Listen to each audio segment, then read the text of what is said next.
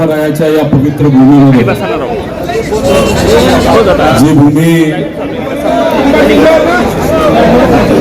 विठोबारायांच्या विचाराने स्पर्शाने व सर्व संतांच्या चांगल्या विचाराने आणि ताकदीमुळे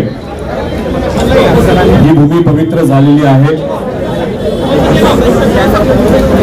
लाखो करोडो लोक ते सुद्धा सामान्य परिवारातले विठोबारायाचं दर्शन घेण्यासाठी हजारो किलोमीटरवरून या ठिकाणी येत असतात। इथं स्पर्शाला महत्व आहे। कोणाकडे किती रुपये आहेत, कोण किती मोठा, कोण किती लहान, पुरुष का महिला, लहान का मोठं, मोठा नेता का साधा कार्यकर्ता, कुठल्याही प्रकारचा भेदभाव या भूमीमध्ये त्या ठिकाणी चालत नाही। हे जे आंदोलन आहे ते सामान्य शेतकऱ्यांसाठी आहे। काही दिवसांपूर्वी या सरकारने शेतकऱ्यांसाठी कर्जमाफी जाहीर केली। कर्जमाफी जाहीर केली यासाठी मी त्यांचं स्वागत करतो। पण जी कर्जमाफी जाहीर केली त्याच्यामध्ये अशा काय अटी टाकण्यात आलेल्या आहेत ज्याच्यामुळे शेतकऱ्याला या कर्जमाफीचा फायदा होणार नाही। याला कर्जमाफी म्हणता येणार नाही, पण कर्ज वसुली नक्कीच याला आपल्याला म्हणता येईल। ते कसं मी थोडक्यात तुम्हाला सर्वांना सांगेन। पण या पवित्र भूमीमध्ये कोणालाही प्रवेश आहे, कोणालाही कुणीही कितीही ताकदवान असेल, सत्तेत असू द्या नाही तर काही असू द्या, कोणालाही इथं थांबवता येत नाही। पण हे शेतकऱ्याचं जे आंदोलन अन्नदात्यासाठी अन्नत्याग आंदोलन जे आपल्यातले काही जण इथं करणार आहोत, हे आंदोलन थांबवण्याचा बराचसा प्रयत्न सरकारच्या माध्यमातून त्या ठिकाणी झाला। सोलापूर जिल्ह्यातले अधिकारी असतील, प्रशासन असेल व इथले स्थानिक प्रशासन असेल तरी नक्कीच आपल्याला सहकार्य केलं त्यांना जमेल तेवढं। पण शेवटी वरून जर दबाव असेल तर त्यांना काही गोष्टी करता येत नसतात। पण जेव्हा आपल्या हातामध्ये संविधान असतं तेव्हा परमिशन दिली काय नाही तर परवानगी दिली नाही काय तरी आम्हाला फरक पडत नसतो। साने गुरुजींनी अनेक वर्षांपूर्वी इथे याच भूमीमध्ये परवानगी न घेता सामान्य लोकांसाठी एक आंदोलन केलं होतं आणि ते यशस्वी आंदोलन झालं होतं। कालच त्यांचा स्मृती दिन होता। साने गुरुजींचा विचार पुढे घेऊन आम्ही सर्वजण चाललो आहोत। महामानवांचा विचार, श्री शाहू फुले आंबेडकरांचा विचार, पुण्यश्लोक अहिल्यादेवी होळकरांचा विचार, हा विचार घेऊन आपण सर्वजण पुढे चाललेलो आहोत। संतांचा विचार पुढे घेऊन चाललेलो आहोत। आणि हे असताना आम्हाला जर कुणी इथं थांबवण्याचा प्रयत्न करत असेल तर आम्ही कदापि ते सहन करू शकत नाही आणि आम्ही ते ऐकणारही नाही। आम्ही परवानगी न देता सुद्धा आपण हे आंदोलन इथे करत आहोत। खरं तर मला प्रशासनाला अजून एक विनंती करायची आहे की इथं तमाशा सुरू नाही। सहसा गावामध्ये एखादा तमाशा नाही तर नाच गाणं जर सुरू असेल तर पडदा लावला जातो, पण हे आंदोलन सामान्य लोकांना दिसू नये म्हणून इथं तमाशाला जसं कापड लावलं जातं नाहीतर त्याला आपण कणात जी इथं लावली गेली आहे ती कृपा करून पुढच्या काही मिनिटांमध्ये त्या ठिकाणी काढण्यात यावी। कारण इथं तमाशा चालला नाही, पण सरकारने जे काही चुकीचं धोरण या महाराष्ट्रामध्ये केलेलं आहे त्यामुळे सामान्य लोकांच्या जीवनामध्ये मात्र तमाशा झालेला आपण सर्वजण बघू शकतो। काही लोक इथे येणार आहेत, हजारो लोक येणार आहेत आणि त्याच्या समोरच जिथं आपण आंदोलन करत आहोत छत्रपती शिवाजी महाराज यांच्या नावाने या चौकाला ओळखलं जातं, तर तिथे तर तुम्ही गटर सोडत असाल तर तेही मला असं वाटतं ते योग्य नाही, चांगलं दिसणार नाही। आता सगळ्यात महत्वाची गोष्ट जी आपल्या सर्वांना इथं सांगणार आहोत ज्यांना माहित नाही, हे आंदोलन आपण का करत आहोत। आता हे आंदोलन का करत आहोत हे थोडक्यात तुम्हाला सांगत असताना ही गोष्ट आपण खूप डिटेल मध्ये त्या ठिकाणी ऐकून घ्यावी। 35,000 कोटी रुपयाची कर्जमाफी सरकारकडून जाहीर झाली. त्यांचं म्हणणं असं आहे की याच्यामध्ये 55 लाख शेतकऱ्याला फायदा मिळेल. 35,000 कोटी रुपये 100% या कर्जमाफीसाठी लागत आहेत, पण ज्या अटी टाकल्यात त्यामुळे 36 लाख शेतकऱ्यांवर अन्याय होणार आहे आणि 35,000 कोटी शेतकऱ्याला न मिळता फक्त 13,000 कोटी रुपये त्या ठिकाणी मिळणार आहे. त्यामुळे हे आंदोलन 36 ते 40 लाख शेतकऱ्यासाठी महत्वाचं आंदोलन आहे.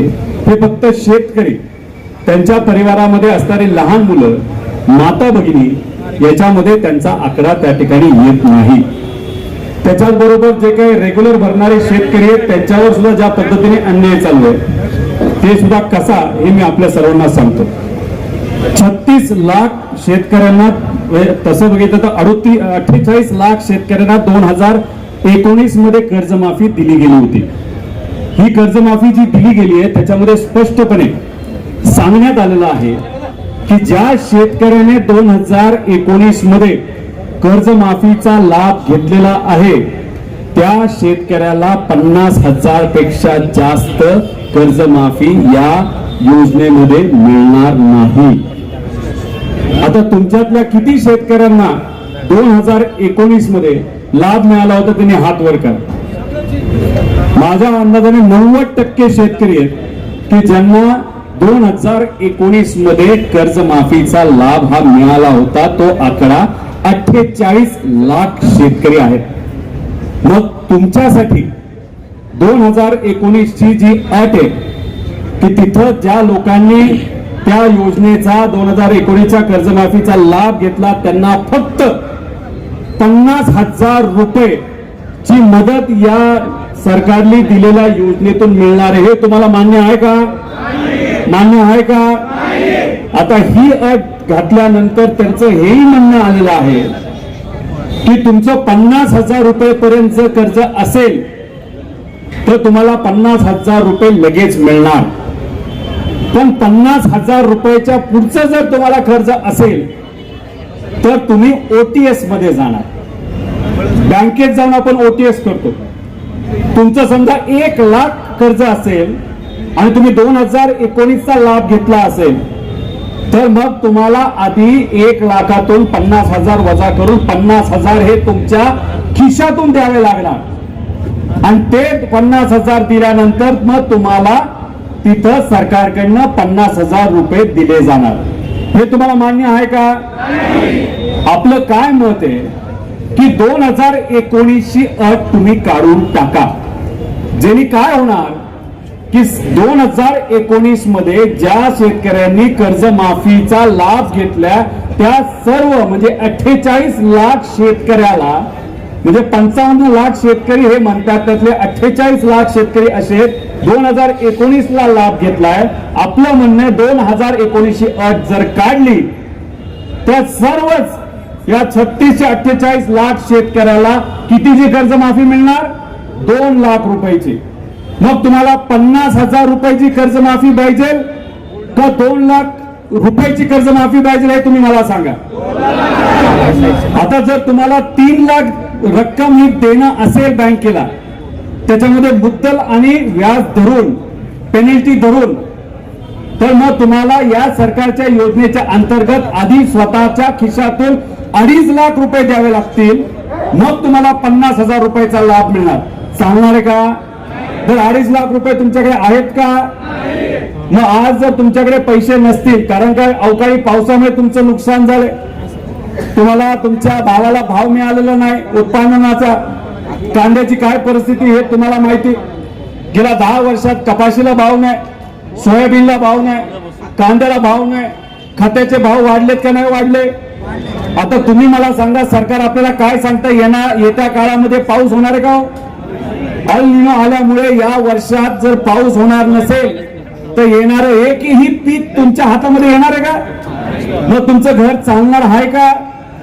मग कसं चालणार तुमचं घर? कसा खर्च निघणार? तुमची मुलं जर कॉलेजमध्ये असतील त्याची फी कशी भरणार? मग ह्या सगळ्या अडचणीवर मात करायची असेल तर सरकारला आपण जी विनंती करत आहोत की की 2019च्या कर्जमाफीला, या कर्जमाफीला तुम्ही जे जोडलेलं आहे ती अट पूर्णपणे काढण्यात यावी, ही आपली पहिली मागणी. ही योग्य आहे का नाही आहे? मग आज आणि पुढचे काही दिवस मी असेल, माझ्याबरोबर इथं काही लोक अन्नदात्यासाठी अन्न त्याग करणार आहेत. तर हे आंदोलन एका दोघासाठी नाही. इथं इलेक्शन आहे का? कुठे काय आपल्याला मतं मिळवायची आहेत का? पण ही अडचण शेतकऱ्याची आत्ता जर नाही सोडवली तर पुढचं वर्ष आपल्या शेतकऱ्याचं अतिशय अडचणीचं जाऊ शकतं. म्हणून हे आंदोलन आपण इथं करत आहोत. आणि ओटीएसच्या बाबतीत सुद्धा जी दुसरी अट आहे त्याच्यामध्ये सुद्धा 2019ला आपल्याला जोडण्यात आलेलं आहे. ते सुद्धा त्यांनी ती 2019ची अट काढण्यात यावी अशी आपण मागणी केली. कॅबिनेटमध्ये जेव्हा बैठक सुरू होती त्या बैठकीमध्ये एक अंतर्गतला पेपर कागद मीडिया समोर आपण आणला. त्या कागदावर काय लिहिलेलं आहे? या सगळ्या अटी जर टाकल्या तर आपल्याला 35,000 कोटी रुपये द्यावे लागणार नाही, आपल्याला बरेच कमी मिळू शकतात.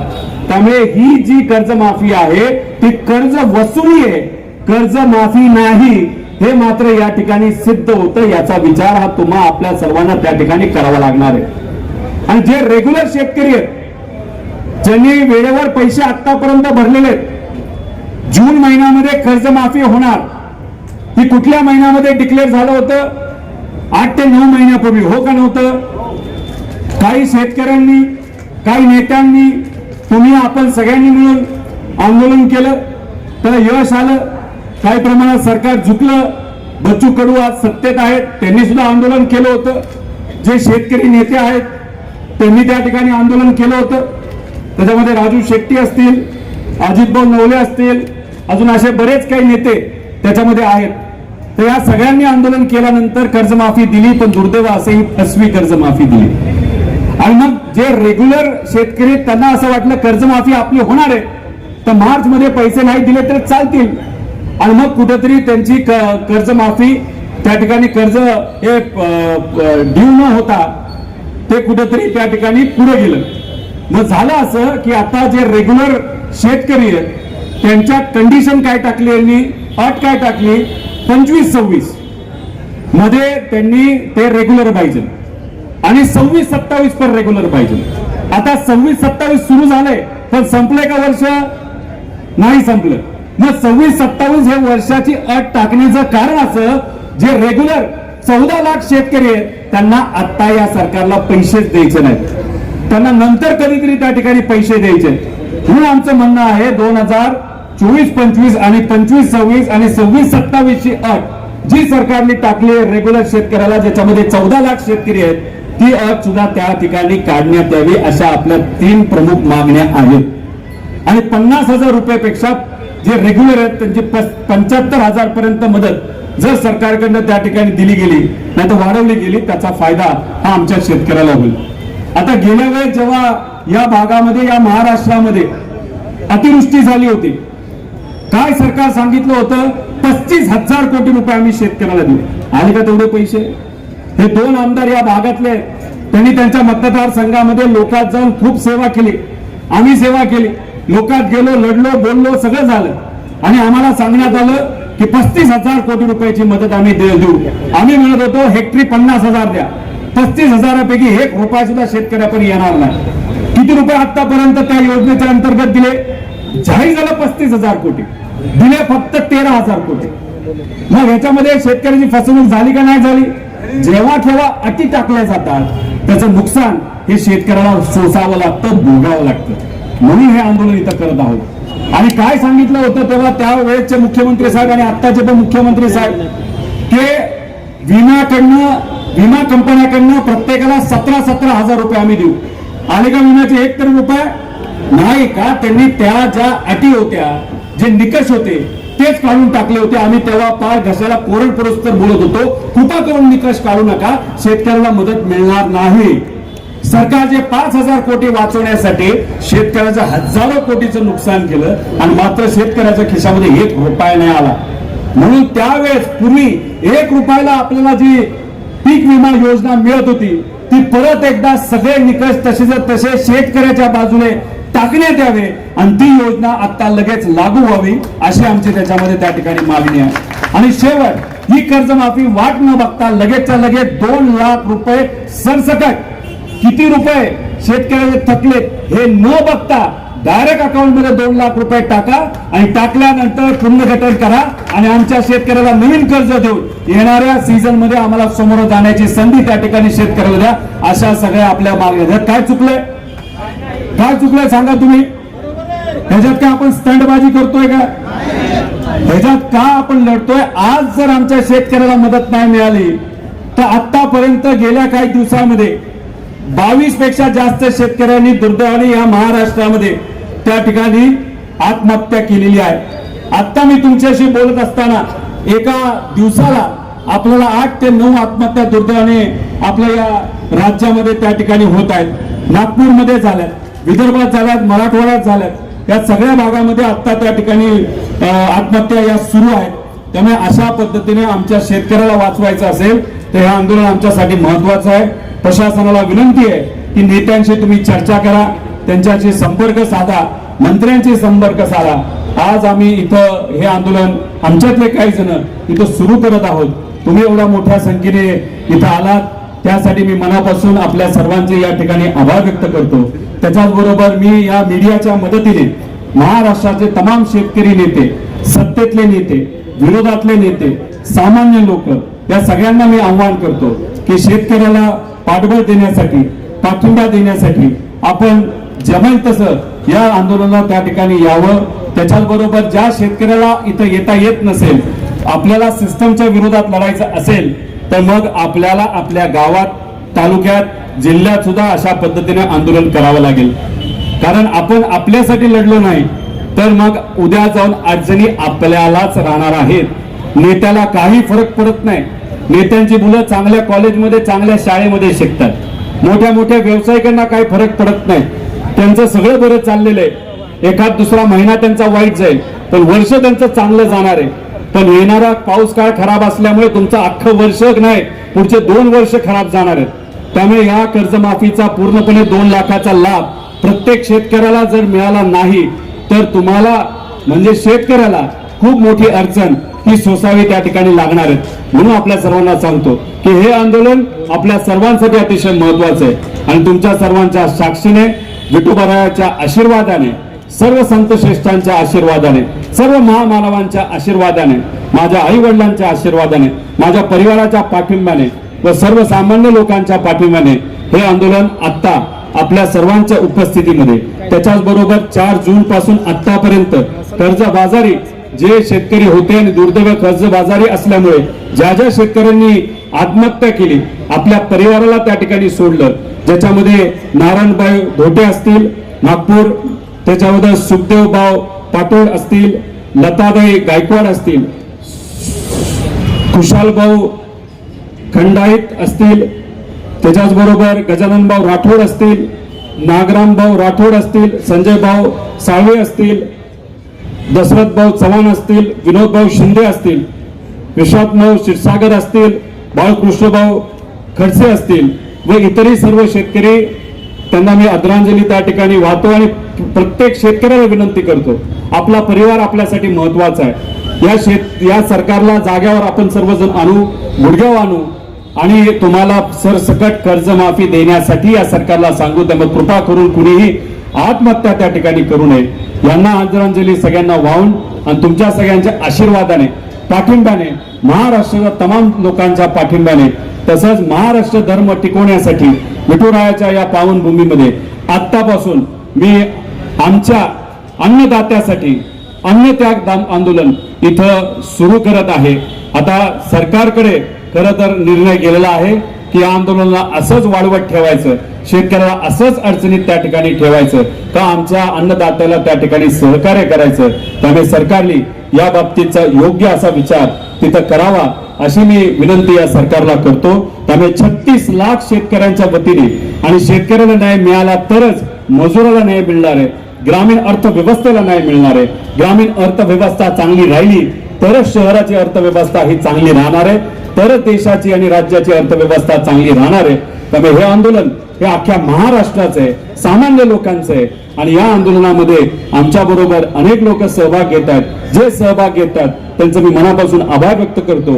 या स्टेजवर जे माझ्या बरोबर पुढचे काही दिवस इथं अन्नत्याग आंदोलन करणार आहेत त्यांनीच कृपा करून म्हणजे मोठे नेते सोडून जे कोणी इथे माझ्याबरोबर आंदोलन करणार आहेत, जे उपोषण करणार आहेत, अन्नत्याग करणार आहेत, त्यांनी या व्यासपीठावर त्या ठिकाणी थांबावं. त्याच्याचबरोबर आपल्याला आध्यात्मिक मार्गदर्शन करण्यासाठी इथं काही हबप महाराज इथं आलेले आहेत. त्यांचं मी मनापासून स्वागत करतो.